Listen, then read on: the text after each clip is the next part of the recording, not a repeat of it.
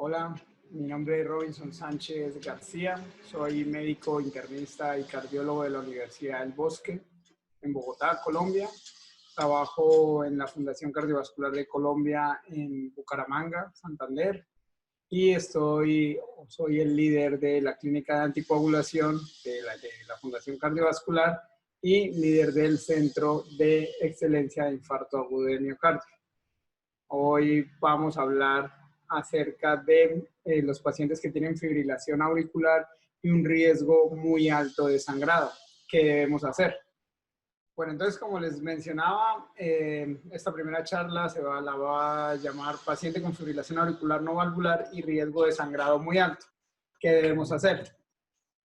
No tengo conflictos de intereses para esta charla y lo primero que queremos es recordar que es un electrocardiograma normal y hay que saberse estas cosas para mirar y pensar y sospechar cuando tenemos un paciente con una fibrilación auricular. Para que hablemos de un electrocardiograma normal debemos estar en una frecuencia cardíaca que vaya entre 60 y 100 latidos por minuto, que sea regular, que tenga la presencia de una onda E positiva en cara inferior y negativa en ABR, que todos los QRS vayan precedidos de una onda P, que haya una progresión correcta de las precordiales, no haya alteraciones de la repolarización y un tamaño correcto de las ondas. Conociendo esto, como ya todos lo conocen, pues tenemos que mirar que la fibrilación auricular es la despolarización en muchos sitios de las aurículas y por eso vemos ritmos caóticos, RRs irregulares sin presencia de una onda P clara. Todo eso se considera que es una fibrilación auricular y lo vemos ya nosotros los cardiólogos por todos los lados.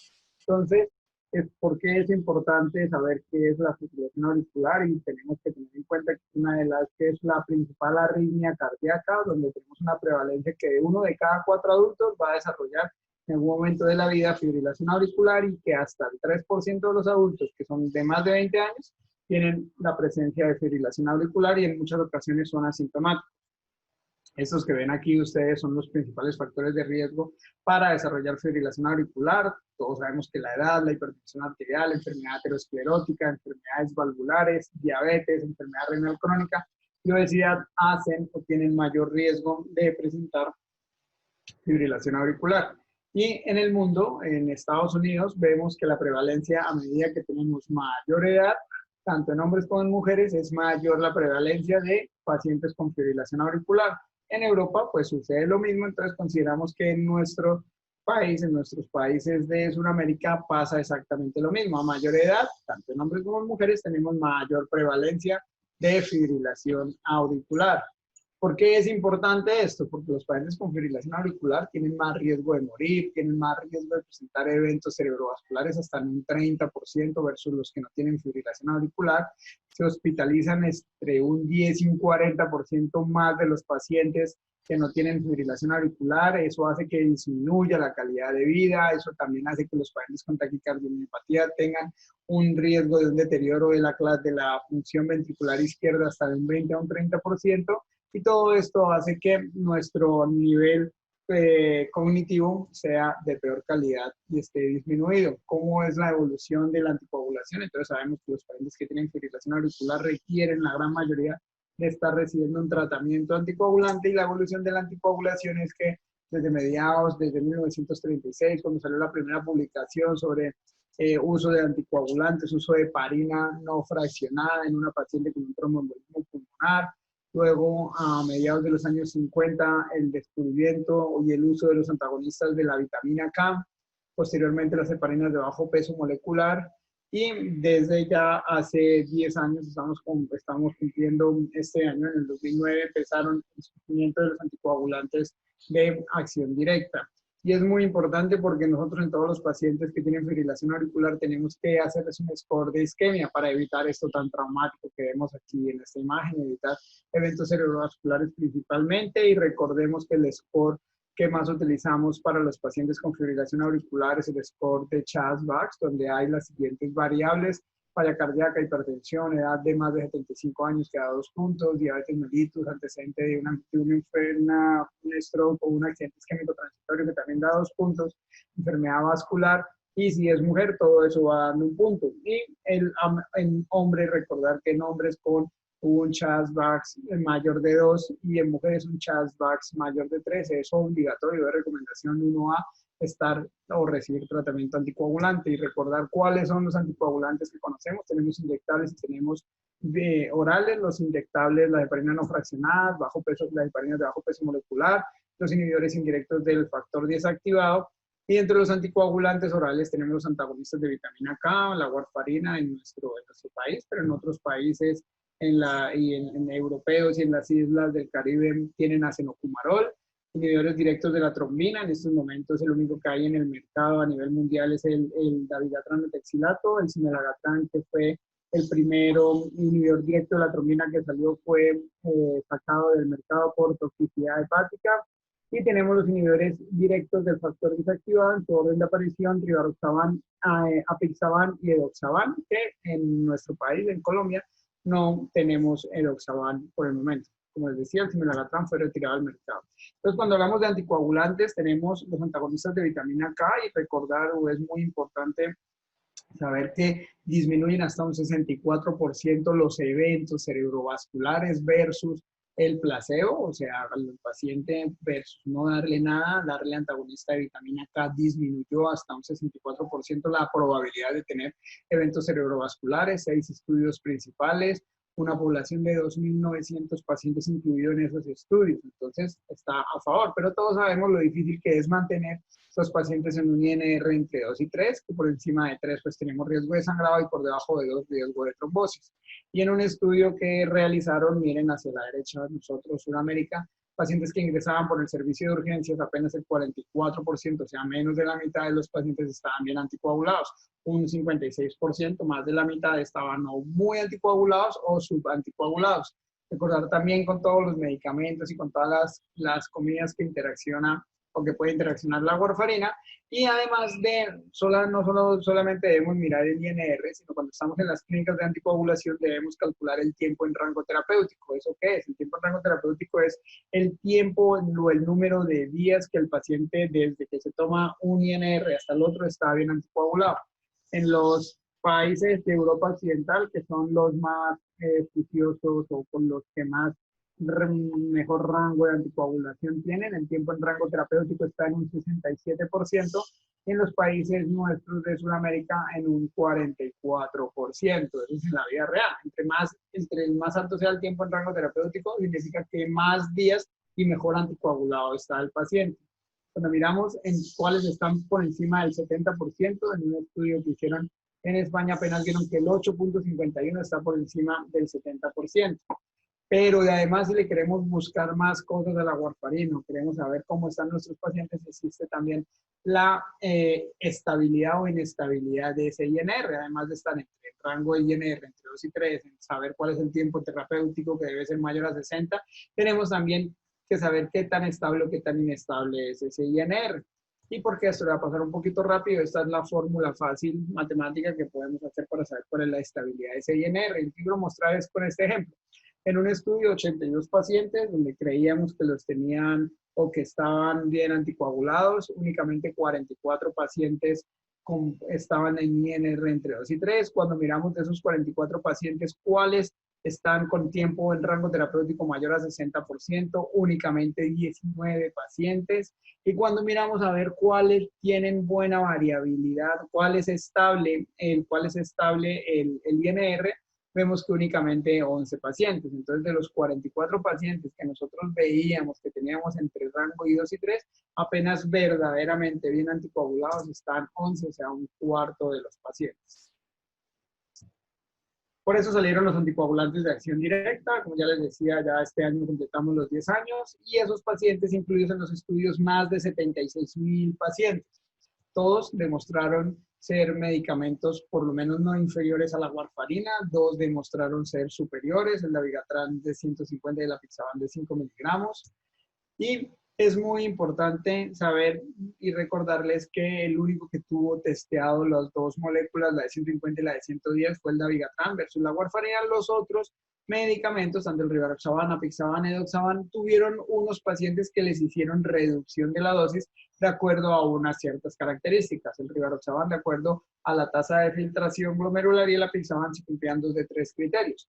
Esos 2 de 3 criterios eran la edad de más de 80 años, que pesara menos de 60 kilos o que tuviera una creatinina de más de 1.5. Solamente el que cumpla 2 de esos 3 criterios es al que se le debe reducir la dosis. En cuanto al rivaroxaban, aquellos que tengan una tasa de filtración por debajo de 30, y en el dabigatran consideramos que los pacientes mayores a 80 años.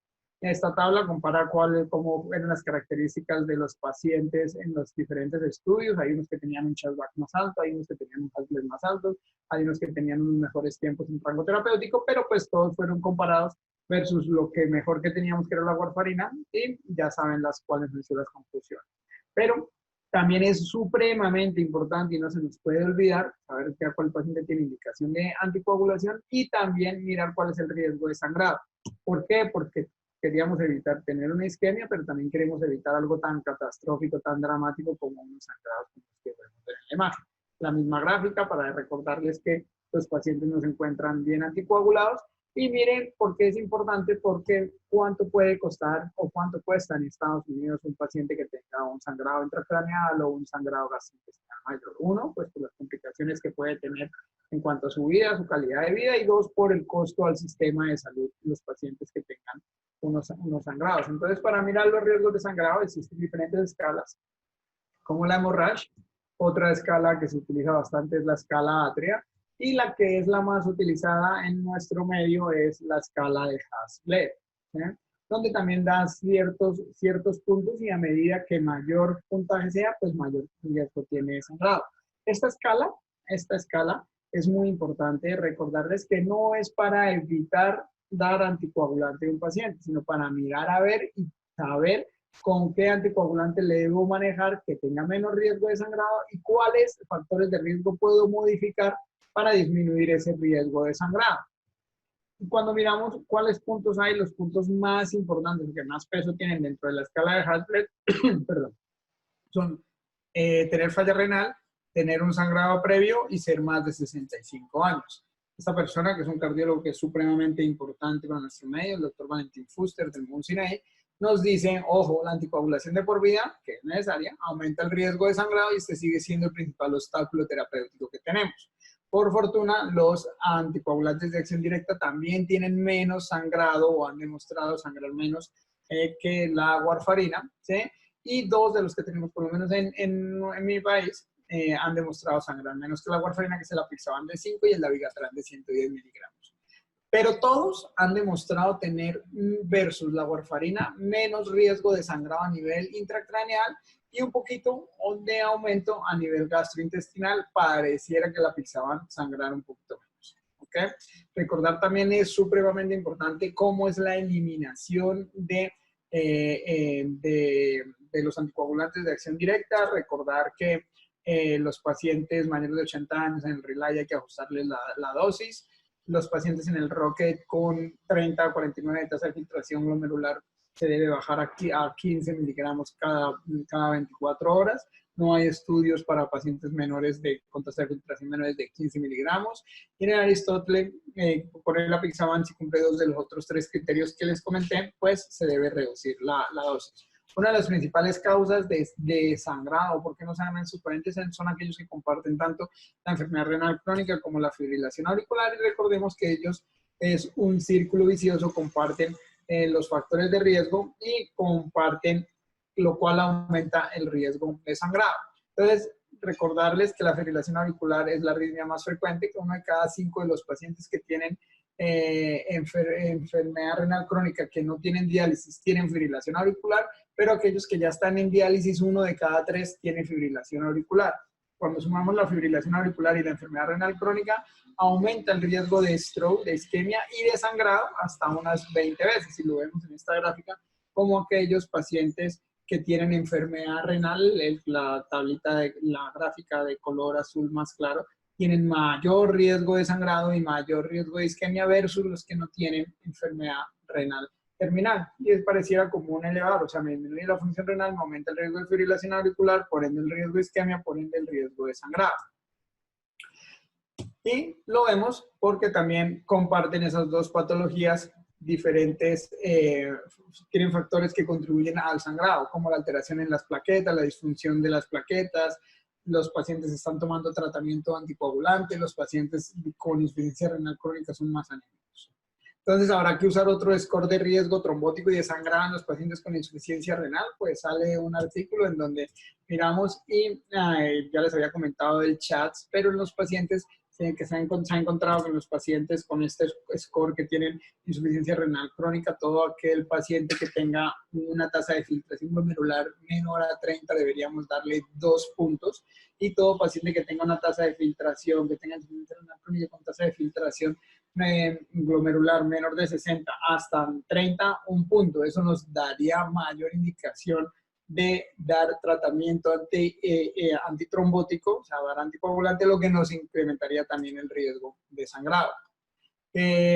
¿Cuáles son las evidencias que hay tanto de los anticoagulantes de acción directa como de la warfarina para los pacientes que tienen fibrilación auricular? Pues desafortunadamente en los pacientes que tenían insuficiencia renal crónica, la mayoría de los pacientes son excluidos de los principales ensayos clínicos.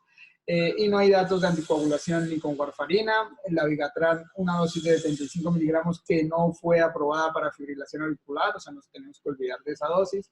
Rivaroxaban de 15 miligramos, que tampoco es la dosis utilizada para prevenir la fibrilación auricular. Recordemos que es la de 20 miligramos, y la Apixaban de 2.5, que la dosis aprobada en el Aristotle fue la de 5 miligramos cada 12 horas. Y peor, en el estadio 5 no hay ninguna evidencia de los pacientes que tienen tasa de filtración glomerular de menos de 15.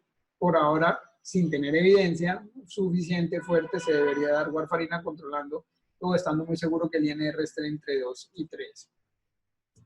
Entonces, vemos que pasan los pacientes que tienen mayor riesgo de sangrado, que son los pacientes que están con insuficiencia renal crónica, donde vemos que la mayoría de los pacientes, tanto en hemodiálisis como en diálisis, la mayoría de pacientes recibe warfarina. Únicamente de los que lo deberían recibir, un tren no ya alcanzamos ni siquiera a estar anticoagulados, o bien anticoagulados un 30%, y algunos pacientes ahora hay una tendencia al tratamiento con el Apixaban. Entonces, recordemos, son muy importantes los anticoagulantes de acción directa, versus la warfarina han demostrado que disminuyen los eventos isquémicos, disminuyen los sangrados mayores, disminuyen los ACVs hemorrágicos, disminuye la mortalidad global y disminuye la hemorragia intracraneal, pero sí hemos tenido un aumento de sangrado gastrointestinal. Entonces ustedes se preguntarán también, pero han escuchado que los pacientes con insuficiencia renal crónica, que vuelvo y les repito, tienen mayor riesgo de isquemia, mayor riesgo de sangrado, porque la AHA, que es la American Heart Association, aprobó el uso de la Apixaban. Entonces, basados en un estudio, en un ensayo muy pequeño, ¿sí? Únicamente 16 pacientes, 8 en cada grupo, eran en tanto hombres como mujeres, de 18 a 65 años, comparaban los pacientes con tasa de filtración glomerular normal e insuficiencia renal crónica estable. Pero todos estos que ven aquí en rojo eran los pacientes que excluían, ¿sí? Entonces, tomar una recomendación con únicamente 8 pacientes es algo que todavía creo que tenemos que esperar. Siguiente cosa, entonces, sale la publicación en Circulation de que dicen, ok, puedes dar el Apixaban en un estudio que hicieron retrospectivo de 25,000 pacientes, donde decían que la tendencia en el mundo era dar cada vez menos warfarina, y ha aumentado el uso de los anticoagulantes de acción directa en los pacientes con insuficiencia renal crónica, y por ese anterior ensayo ha aumentado el uso de la Apixaban. Y demostró que versus la warfarina en pacientes con insuficiencia renal crónica, en stroke daba lo mismo, en sangrado gastrointestinal no era significativo, en mortalidad no era significativo, en sangrado intracraneal tampoco fue significativo, pero sí se vio una reducción un poquito menor en sangrado mayor.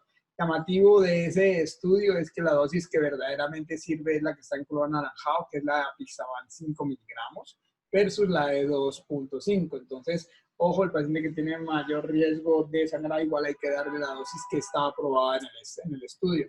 Llamativo de ese estudio, ¿sí? Y por qué todavía no queda suficientemente claro si se debe utilizar o no, es que hasta 2/3, perdón, de los pacientes al mes 12, o sea, al año, habían suspendido, estuvieron en el grupo de la warfarina, estuvieron en el grupo de la Apixaban. Recuerden que es un estudio retrospectivo observacional.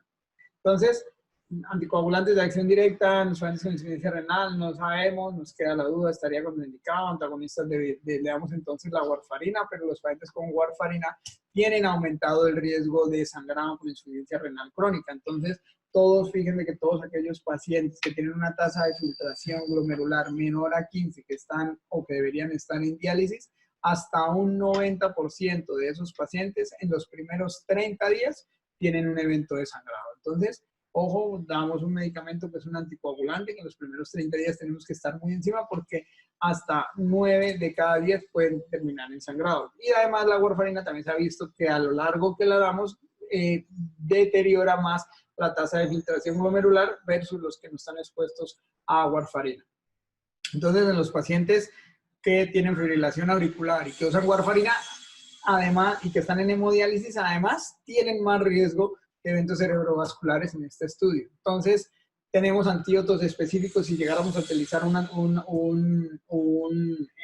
anticoagulante de acción directa. Ya salgámonos del caso de los pacientes que están con insuficiencia renal crónica, porque recordemos que los anticoagulantes de acción directa no se pueden dar en tasas de filtración glomerular menor de 15. Entonces, es importante cuando damos anticoagulantes saber si tenemos o no tenemos un antídoto, porque hasta el 5% de los pacientes anticoagulados puede llegar a presentar situaciones de emergencia que requiera reversión del anticoagulante, o puede haber cirugías de emergencia, como pueden ser hemorragias intracraneanas por trauma, pacientes que requieren, a pesar de estar anticoagulados, trombolisis porque hicieron un evento cerebrovascular isquémico, pacientes que puedan sufrir enfermedad coronaria, insuficiencia renal, pacientes que pueden tener trauma, pueden tener infecciones, pueden tener abdomen agudo, hernias encarceladas, apendicitis, pueden requerir trasplante, fracturas, en fin.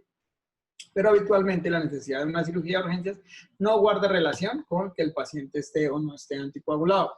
Y por eso salen estas nuevas recomendaciones, ¿sí?, para mirar qué hacer con los pacientes que están anticoagulados por fibrilación auricular y cómo podríamos, entre comillas, algunos revertirlos. Si el paciente está tomando warfarina, vitamina K, plasma fresco congelado o factor protrombínico.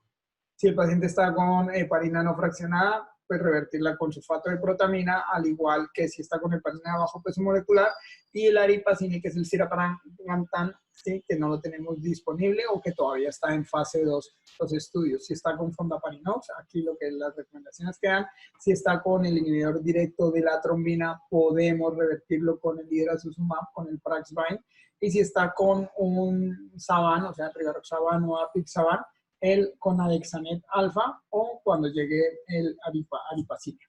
¿Okay? Que no es claro es que los pacientes que estén tomando dabigatran, rivaroxaban o apixaban, no hay ninguna evidencia para ácido tranexánico, no hay ninguna evidencia para utilizar complejo protrombínico, no hay ninguna evidencia para utilizar factor 7 activado, que sí podemos utilizar si el paciente lleva menos de 2 horas de consumido el medicamento, el anticoagulante de acción directa, usar carbón activado, que sí podemos utilizar para el dabigatran, hemodiálisis o el hidrasuzumab, que es el Praxbind, que sí podemos utilizar para el rivaroxaban o para la apixaban, el Adexanet alfa. Y si cuando llegue el antídoto universal, pues podremos utilizar el antídoto universal. ¿Qué son las características que tenemos que tener en un antídoto en un ideal? Que tenga amplia disponibilidad, que sea específico, que tenga una acción inmediata, revierta completamente, que tenga un efecto sostenido, que no tenga efectos procoagulantes y que sea fácil de usar. Entonces, el primer antídoto en estar aprobado por la FDA, ¿sí?, sin ser el primer antídoto que había salido primero al mercado, el hidrasuzumab, para revertir el inhibidor directo de la trombina, o sea, el dabigatran. Esa publicación anterior que les mostré, la del 2015, cuando con 90 pacientes salió la publicación en el New England Journal, y después ya en el 2017 sale este estudio que es el Reverse-AD, donde hay un total de 503 pacientes y en 2 grupos. El grupo A de pacientes con sangrado no controlado y el grupo B, procedimiento de una cirugía de emergencia. Lo importante es que lo administraron el medicamento y miraban hasta el día 90 a ver qué había pasado con estos pacientes. Las características de los pacientes, la mayoría de los pacientes fue masculino, un poquito más de la mitad, y iban en la edad de 78 años era el promedio, pero iban desde 21 años hasta 96 años, o sea, había pacientes muy mayores también incluidos ahí. La mayoría de la indicación de la dabigatran era por fibrilación auricular, y todos los pacientes que estaban en el estudio pues estaban anticoagulados. Las principales causas de sangrado fueron, la mayoría de las causas de sangrado fueron gastrointestinales y las de segundo tipo, hemorragias intracraneales. Y los pacientes del otro grupo, del grupo B, que fueron llevados a cirugía de emergencia, la mayor cantidad de cirugías de emergencia fue por abdomen agudo, después fracturas óseas, cirugía cardiovascular, intervenciones sobre el sistema nervioso central, y en fin, ahí va. ¿Qué es lo importante? En esta gráfica, los pacientes llegaban y estaban anticoagulados porque habían recibido pues su tratamiento con dabigatran, tenían en el grupo A un sangrado no controlado y en el grupo B, les recuerdo, una cirugía no programada, y administraban el antídoto, que son 2 viales que se deben pasar en los primeros 15 minutos, y desde el momento que se iniciaba el tratamiento, era como un switch, como si se apagara el estar anticoagulado y quitaba el anticoagulante con un efecto prolongado hasta las 24 horas en el grupo A como en el grupo B. A las 2 horas y media los pacientes dejaron de sangrar. ¿Sí? Este es un medicamento, es un antídoto para quitar la anticoagulación, no para parar el sangrado, pero quitaban a las 2 horas y media, ya el paciente no estaba para nada anticoagulado. Y los del grupo B, a la hora y a la 1.6 horas fueron llevados a la intervención quirúrgica y se les preguntó a los cirujanos cómo habían visto el sangrado, y el 93.4% dijo que era un sangrado normal como el de cualquier otro paciente que no estuviera tomando tratamiento anticoagulante. Entonces, para este antídoto, que es el del dabigatran, 2 indicaciones: cuando se requiere una rápida reversión, para la cirugía de emergencia o para sangrado que amenaza la vida, ampliamente disponible. Y después los loxabanes, o sea, el rivaroxaban, apixaban y doxaban también tienen su antídoto, que es el andexanet alfa. Todavía en mi país no ha llegado. Está aprobado, ya aprobado y funcionando en Estados Unidos. Están las características muy similares a las del estudio anterior, y llamaba la atención que los pacientes hasta un 92% después del bolo estaban con el tratamiento, estaban revertida la anticoagulación, pero a las 4 horas había más o menos como una especie de efecto de rebote y únicamente el 42.5% de los pacientes con rivaroxaban, y en el grupo del apixaban hasta un 35%. Ya como resumen, entonces, por ejemplo, en mi país está ya aprobado el idrecizumab, aún no está aprobado el andexanet alfa, y esperamos que llegue pronto. Ojo, hay un warning para el andexanet alfa porque tuvo riesgos de eventos tromboembóticos asociados con el uso. Esto no voy a tener porque no lo tenemos. Entonces, mirar qué otra cosa puede haber en aquellos pacientes que han sangrado o que tienen sangrados altos, y ya vemos que no podemos dar ni anticoagulantes de acción directa ni antagonistas de vitamina K. Tenemos que existen dispositivos de ligadura o exclusión de la orejuela izquierda, donde se forman hasta el 91% de los trombos de los pacientes con fibrilación auricular. Y esto publicado en 2 estudios pivotales, el PROTECT-IF y el PREVAIL, donde la indicación clara y concisa es para aquellos pacientes que tienen contraindicación absoluta de recibir anticoagulantes. Una recomendación 2B. Hay cada vez mayor cantidad de estudios acerca de los dispositivos de ligadura de la orejuela izquierda y fibrilación auricular y stroke, y como les comentaba, esta es la evolución de los estudios, el PROTECT, el PREVAIL y un estudio en la vida real que se llama el Evolution. El CAP1 y el CAP2 son los registros o el seguimiento del PROTECT-IF y del PREVAIL respectivamente, y el ASAP, un estudio que se hizo con antiagregación plaquetaria versus anticoagulante para mirar a ver cómo les iba a los pacientes. ¿Qué demuestran rápidamente estos estudios? Demostraron que son no inferiores a la warfarina, y lo que llamaba mucho la atención es que demostraban desde el principio que disminuían la mortalidad cardiovascular. Entonces, ¿y por qué disminuían la mortalidad cardiovascular? Porque disminuían los stroke hemorrágicos. Por eso el INVIMA lo aprueba en mayo del 2013, no quedaba tan convencida la FDA, pero hacen este estudio que se llama el PREVAIL y que muestra que a medida que se ha ido avanzando en el perfeccionamiento del dispositivo y en el training de las personas que implantan el dispositivo, cada vez las complicaciones son mucho menores, demostrando que en este estudio que lo comparaba, que el brazo comparador era también la warfarina, los pacientes con warfarina tenían menos eventos isquémicos que los de los otros grupos de los anticoagulantes de acción directa. Y miren, importante en este estudio que el tiempo en rango terapéutico del Relay era el 64%, el Aristóteles el 62%, el Rocket no alcanzaba el 60%, y los del grupo que estuvieron con ligadura de la orejuela izquierda versus warfarina alcanzaba o era mayor el tiempo en rango terapéutico, diciendo que por eso los pacientes que estaban en el grupo control de la warfarina tenían menos eventos isquémicos que en los de los anticoagulantes de acción directa, o sea que estaban un poquito mejor anticoagulados el grupo control del PREVAIL. Ya con eso entonces la FDA lo aprueba y vemos a medida del tiempo, se lo va a pasar rápido por horas del tiempo, cómo a medida que han pasado los estudios a cada vez más pacientes, cada vez se han utilizado en pacientes con mayor riesgo isquémico. Y a favor del dispositivo del cierre de la orejuela está que los pacientes obviamente no tienen anticoagulante, tienen menos riesgo de stroke hemorrágico, han tenido menos muerte cardiovascular y menos sangrado, obviamente. Y ¿a quiénes son los que mejor les va? Los que tienen más riesgo de sangrado, como les había dicho, o sea, los que tienen un Hasbled más alto. ¿Por qué? Pues por disminución del sangrado gastrointestinal y por disminución del stroke hemorrágico.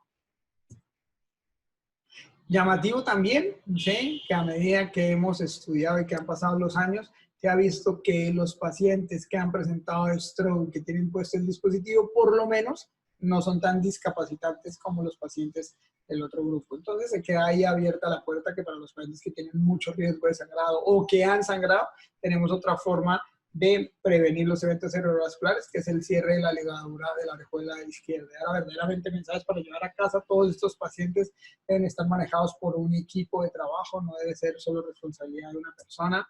Y eso también hay publicaciones de por qué se deben manejar esos pacientes en equipo. Estos son, no es una foto de nosotros, pero más o menos así nos deberíamos parecer al Heart Team.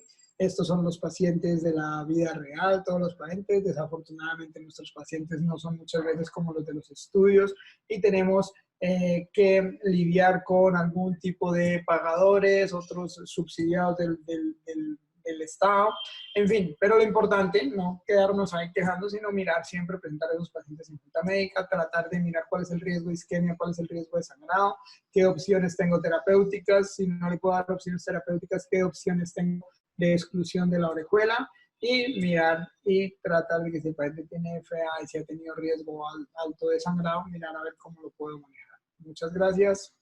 Esto fue la presentación que les quería hacer.